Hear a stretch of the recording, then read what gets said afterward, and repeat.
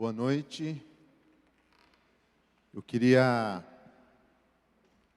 antes de tudo, fazer mais uma oração. Por isso eu te convido a fechar os seus olhos, para a gente orar mais uma vez. Pai, obrigado por tudo que o Senhor é. Obrigado porque a gente pode cantar que a honra é tua, que a força é tua, que o poder é teu. E a única coisa que a gente precisa fazer é se entregar a tudo isso. A minha oração agora, nesse momento, é para que o Senhor continue cuidando de quem nós somos, Pai. Para isso, a gente quer aprender mais do Teu amor. Para isso, a gente quer aprender mais da Tua grandeza. Para que a gente consiga todo dia entender que é o Senhor quem cuida de nós. No nome de Jesus Cristo. Amém. Amém. Eu vou ler um texto que pode ser clichê para falar sobre amor. Mas eu não consegui sair dele. É um texto que talvez a gente não vá precisar nem abrir a Bíblia. Que é João 3,16. Eu lembro que eu decorei esse texto pequenininho na escola bíblica dominical. Porque Deus amou o mundo de tal maneira que Ele deu o Seu Filho unigênito, para que todo aquele que nele crê não pereça, mas tenha vida eterna. Porque Deus amou o mundo de tal maneira que Ele entregou o Seu Filho unigênito, para que todo aquele que nele crê não pereça, mas tenha vida eterna. João, quando ele começa a falar nesse pequeno texto sobre o amor e a grandeza do amor de Deus, ele quer fazer questão de ressaltar esse tamanho desse amor. E João quer direcionar para quem foi esse amor. Ou seja, Deus amou de uma forma tão grande o mundo. Então João fala, olha, é um amor muito grande, muito imenso, disponível para o mundo, para todo mundo, porque Deus é amor. E a gente já ouviu aqui que Deus não sabe fazer outra coisa, ou ser outra coisa. Deus, Ele só sabe amar. E o legal é que não tem nada que a gente possa fazer para que Deus nos ame mais. Mas também não tem nada que a gente possa fazer para que Ele nos ame menos. Muitos chamam isso de graça, uma definição sobre graça. Então Deus amou o mundo de tal maneira.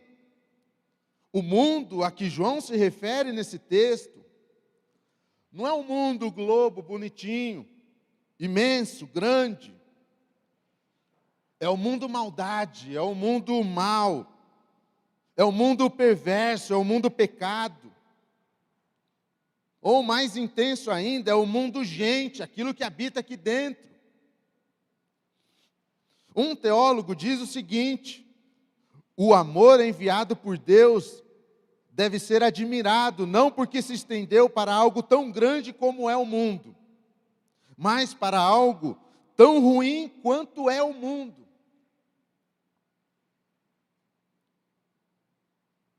Ou seja, o amor de Deus vem para trazer esperança e oportunidade de salvação para a nossa humanidade. Lembra aquele papo assim, olha, vamos vencer o mal com o bem? Esse texto explica isso. O mal no mundo, Deus olha esse mal e fala, vamos vencer o mal com o bem, vamos vencer com o amor. Não vamos vencer com punição. A gente não vai vencer esse mal no olho por olho, a gente vai vencer com amor. Vamos vencer o mal com o bem.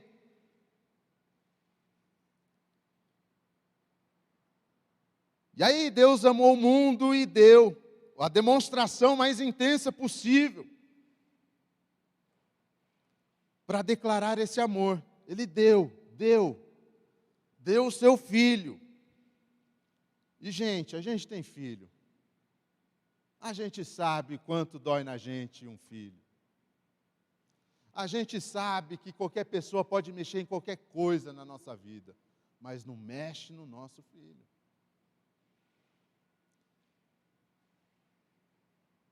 As pessoas podem tomar tudo de mim, mas não mexe com a minha filha. É a melhor coisa que sai da gente, é um filho. Quando a Nádia tinha uns 2 aninhos, eu tive uma experiência de abrir a porta do quarto dela assim, e olhar para ela dormindo e chorar. Chorar. Por quê? Não sei, porque eu amo. É intenso. É muito grande, não tem explicação. É a melhor e acho que a mais intensa forma de amor que existe, a mais verdadeira. Eu acho que quando a gente tem um filho é quando a gente sabe, puxa, isso é amor. Porque é diferente.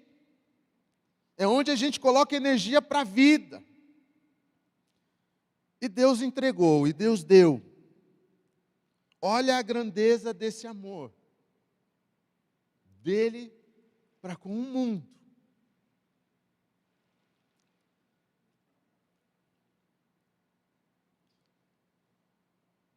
Aí eu conto uma experiência que eu vivi na faculdade.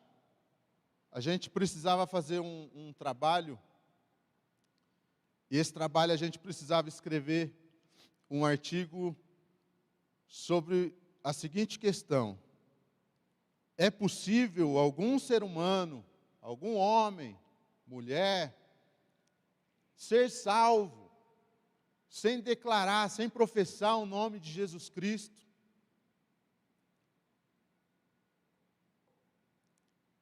E aí chega o dia de apresentar na sala de aula esse trabalho. E eu já digo aqui que ninguém precisa concordar comigo, tá bom? 35 alunos. Aí chega a minha vez de apresentar, eu vou lá na frente. Eu respiro fundo, já sabendo que eu ia apanhar. E eu falo, olha, eu acredito que o homem pode ser salvo sem professar o nome de Jesus Cristo. Aí a pausa dramática, um monte de gente falando um monte, o que é isso? Está escrito não sei o quê, e pá, e pá. Aí acalmaram os ânimos, aí eu falei, sabe por quê? Olha como eu imagino. Uma pessoa no meio do nada, cresceu isolada e está lá no meio do nada. Ela senta de frente para o mar. Ela olha esse mar e ela admira esse mar, olha para o céu e fala, nossa, que demais tudo isso aqui. Aí ela fala assim, eu não sei o nome de quem criou isso, mas esse cara é muito bom. Isso é demais, isso é sensacional. Aí eu digo, eu não imagino Jesus, Deus, olhando para essa pessoa e falando, vai, você está no bom caminho, agora fala Jesus, fala Jesus. Ah, você não falou Jesus, então você vai ter que ir para o inferno. Não dá. Eu imagino Deus olhando e chorando junto, puxa, você reconheceu, porque o salmista já cantou essa bola. Ele diz que os céus declaram a glória de Deus. E como que uma pessoa tem uma revelação dessa, ela enxerga, ela só não sabe dar o nome, e Deus vai condená-la. Eu não consigo crer num Deus que ama desse jeito. Eu não consigo acreditar num Deus que pune a pessoa que reconhece, mas ela não sabe a teologia daquilo. Gente, Deus morreu. numa cruz. A gente não pode banalizar isso, não pode minimizar isso. É algo muito complexo. Sequer a gente pode minimizar a ideia de inferno. É tormento. É algo muito drástico, é muito grave. Para a gente falar, puxa, você falou isso, você vai para o inferno. Não, um Deus que ama, é uma grandeza de amor. Que Deus, Ele olha o que está no nosso coração, Ele olha a sinceridade. Se Deus for nos punir por cada besteira que a gente fala, ou por cada coisa correta que a gente deixa de falar, cara, não vai sobrar um de nós. Desculpa. O amor de Deus, ele não é doutrinário. O amor de Deus não é lição de casa. O amor de Deus é verdade do coração. O amor de Deus, ele não é litúrgico, não é religioso. Eu não devo amar só quando convém. O amor de Deus é o amor vivo. É o amor que enxerga o interior. É o amor que fez Deus entregar e dar para que seu filho morresse por todos.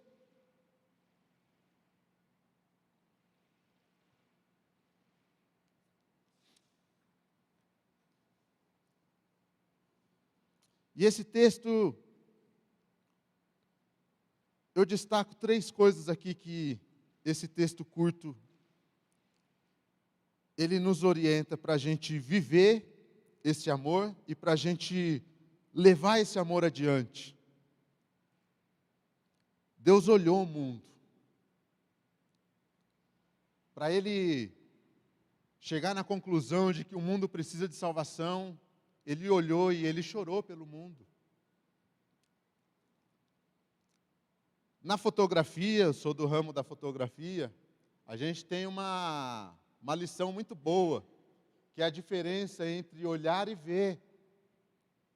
Às vezes a gente olha muitas coisas, a gente vê muitas coisas, mas aí o olhar é aquele que vai buscar detalhes, é aquele que vai buscar aquilo que a massa, a galera geral não está enxergando. Eu vou procurar o mínimo. Então, quando Deus olha para o mundo, Ele não olha, puxa, estou olhando muito a beleza do mundo, o mundo é muito bonito, mas tem um caos ali. Puxa, eu estou olhando aqui o mundo e está todo mundo fazendo um monte de coisa errada, então eu vou entregar meu filho por essas pessoas? Não, qual é o valor do ser humano? Qual é o valor da humanidade? Qual é o valor desse mundo? Deus, Ele olha em detalhes, Ele nos enxerga em detalhes. E isso a gente precisa fazer também. Não é olhar o mundo como qualquer um, mas é olhar o mundo como aquele que vive esse amor, que conhece essa grandeza de amor que é Deus por nós. Como que a gente enxerga a nossa vizinhança? Como que a gente enxerga os nossos adolescentes? Como que a gente enxerga a nossa humanidade? Às vezes a gente não vê nada de diferente, porque o nosso olho está grosseiro. A gente está olhando por cima, todo mundo, então fala, está tudo bem ou está tudo um caos.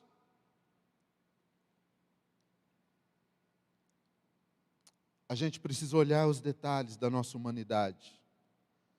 A gente precisa olhar os detalhes de dentro da nossa casa. A gente precisa lamentar pelas realidades que a gente enxerga ao nosso redor. É preciso que a gente se atente para o norte, para a caminhada que o mundo está tomando, que os nossos filhos estão tomando.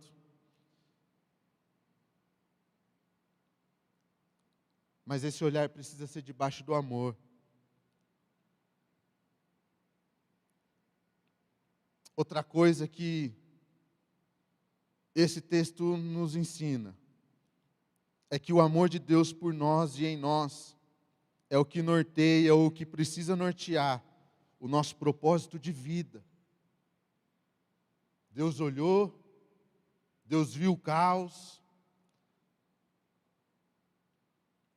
e Deus preparou um meio, Deus chorou, se preocupou, e falou: o mundo precisa de salvação. Claramente a gente não vai salvar o mundo inteiro, mas a gente pode afetar o mundo de muita gente. Claramente a gente não vai conseguir amar o mundo inteiro, mas tem muita gente que precisa conhecer esse amor de Deus, e vai ser através de mim e de você. E aí me diz qual é o seu propósito de vida. Gente, eu me recuso a acreditar numa vida que a gente nasce, cresce, estuda, trabalha, se aposenta e morre.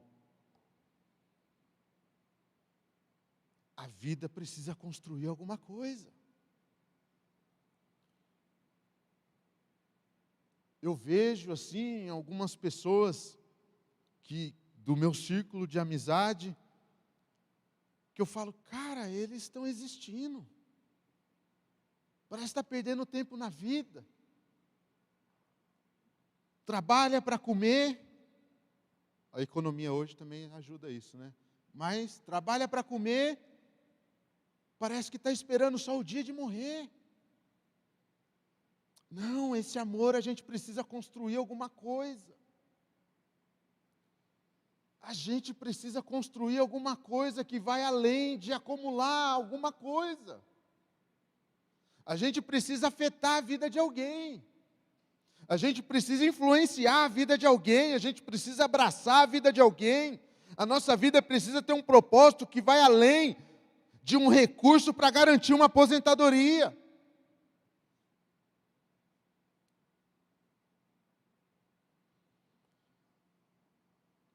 Outra coisa que esse texto nos ensina é que esse amor nos leva a partilhar o que a gente tem e o que a gente é. Deus podia ter olhado o mundo, caos, e falado: puxa, esse mundo está o ó. Eu vou desfazer esse aqui, vou fazer outro mais bonito, que Adão e Eva não pequem, e aí a gente vai tudo às mil maravilhas. Não, ele partilhou o que ele tinha de melhor, que foi o filho dele. Por amor. Por amor.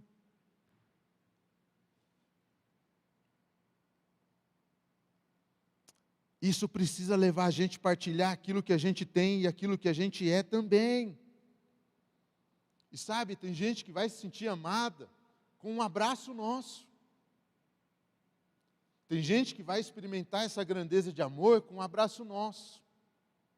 Mas tem gente que vai se sentir amado com um pão na mesa.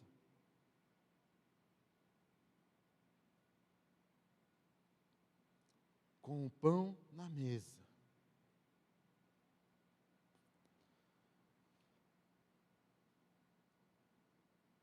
A gente só pode partilhar aquilo que a gente tem. Ninguém pode dar o que não tem. A gente só pode compartilhar e partilhar aquilo que a gente tem e não aquilo que tem a gente. Às vezes a gente pode estar diante de muitas situações que a gente poderia dar esse abraço, que a gente poderia colocar esse pão na mesa. Mas por medo, por vergonha, por qualquer tipo de outra coisa, a gente fala: não, deixa quieto que alguém vai vir e vai fazer.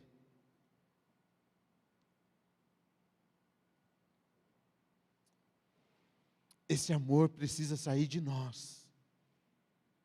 Esse amor precisa sair de mim e de você.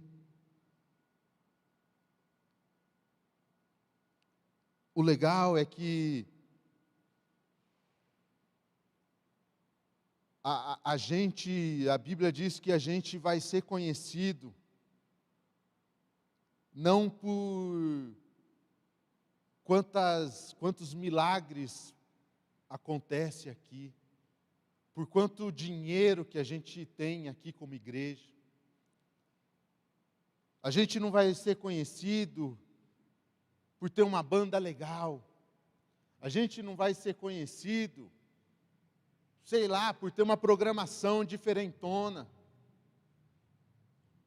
João 13:35 diz: olha, nisso todos conhecerão que vocês são os meus discípulos, quando vocês amar uns aos outros. Quando esse amor sair de vocês e atingir o outro, quando essa grandeza do amor de um Deus que se entregou por vocês, se mover tanto dentro de vocês, que vocês passem a se entregar pelo outro também. É assim que todo mundo vai olhar para vocês e vai falar: puxa, eles são discípulos de Cristo, porque eles compartilham o amor.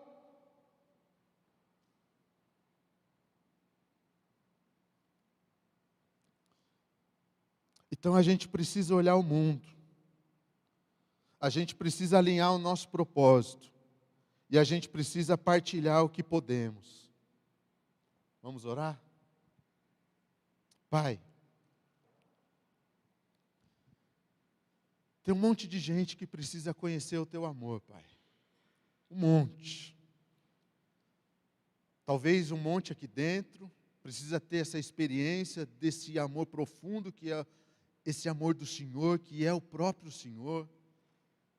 Na nossa casa, no meio dos nossos amigos, enfim, Pai. Deus, nos ensine, Pai, a olhar para o mundo com o Teu olhar, com um olhar de misericórdia, Pai. Nos ensine a enxergar, Pai, o caos que o mundo vive. Talvez, Senhor, a gente precise enxergar o mundo que está habitando dentro de nós. E às vezes a gente pode estar com medo de assumir esse medo. E isso nos atrapalha tanto, Pai. Porque o nosso olhar fica egoísta. A gente só olha para nós mesmos. Mas Deus, coloque tudo no lugar, Pai. Coloque tudo no lugar, Pai. Nós queremos alinhar o nosso propósito de vida, nós queremos rever o nosso propósito de vida, ou nós queremos continuar caminhando para o nosso propósito de vida. Mas tudo isso vem do Teu amor, Pai. Nos direcione, Pai. Nos leve aonde precisamos chegar. Ou se a gente não precisa chegar em lugar nenhum também, Pai, nos dá clareza sobre isso. Mas a gente quer ter esse propósito fundamentado no Teu amor, Pai. Que a gente possa construir coisas com o Teu amor e pelo Teu amor, Pai. Que a nossa vida não passe em branco, Senhor. Mas que o Teu amor seja o princípio do nosso propósito de vida, Pai. E, Senhor, nos faça com o coração apto a partilhar o que temos e o que somos, Pai. Não é só dinheiro que move o mundo, Pai. É o amor, Pai. Deus, a gente quer ser resposta para o mundo, Pai. A gente quer ser resposta para o caos do mundo, Pai. E a resposta vai vir do amor que a gente viver, Pai.